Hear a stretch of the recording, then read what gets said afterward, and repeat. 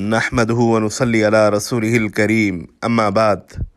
دشمنان اسلام کو مسلمانوں کے نماز، روزے، صدقہ و خیرات یا حج عمرے سے کبھی پریشانی نہیں ہوئی۔ ان کے لیے پریشانی کا باعث صرف جہاد فی سبیل اللہ ہے، جو ان کی فرعونیت، باطل پرستی اور خواہشات نفس کے راستے میں سب سے بڑی رکاوٹ ہے۔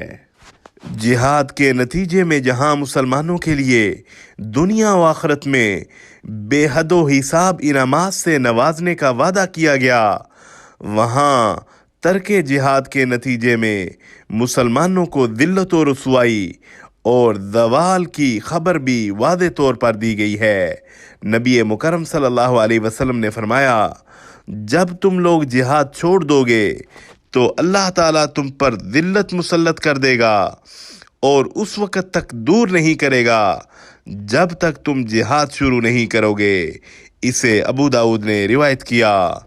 ایک اور جگہ ارشاد نبوی ہے، ان قریب تم پر غیر مسلم اقوام اس طرح ٹوٹ پڑیں گی جس طرح کھانا کھانے والے بھوکے لوگ دسترخوان پر ٹوٹ پڑتے ہیں۔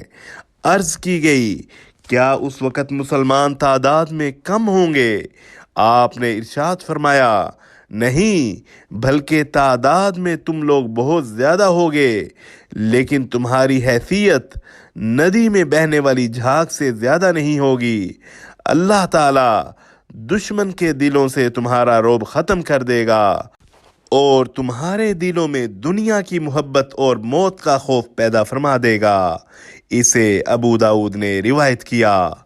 ترک جہاد کی وجہ سے اسلام اور مسلمانوں کی زبوں کا اندازہ لگانے کے لیے کمیونزم کے ظالمانہ اور جابرانہ نظام کے تحت گزشتہ 70 برس گزارنے والی ریاستوں کے ماضی پر ایک نگاہ ڈالنی چاہیے۔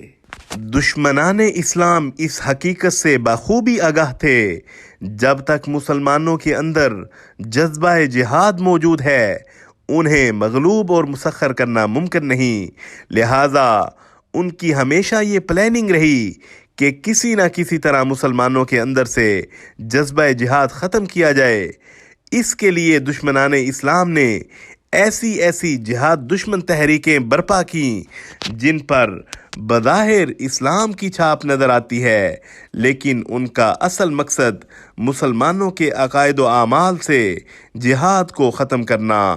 جس طرح عبداللہ بن سبا یہودی کی برپا کی ہوئی باطنی تحریک، اسی طرح 19ویں صدی میں برپا کی گئی بہائیت یا بابیت کے نام سے جہاد مخالف تحریک، اور اسی طرح قادیانیت کے نام سے برِ صغیر ہند میں 19ویں صدی کے آخر میں برپا کی گئی جہاد مخالف تحریک۔ مرزا غلام احمد قادیانی تلخیص از تبلیغ رسالت صفحہ 107 میں لکھتے ہیں، میرے 5 اصول ہیں جن میں سے 2 حرمت جہاد اور اطاعت برطانیہ بھی ہیں۔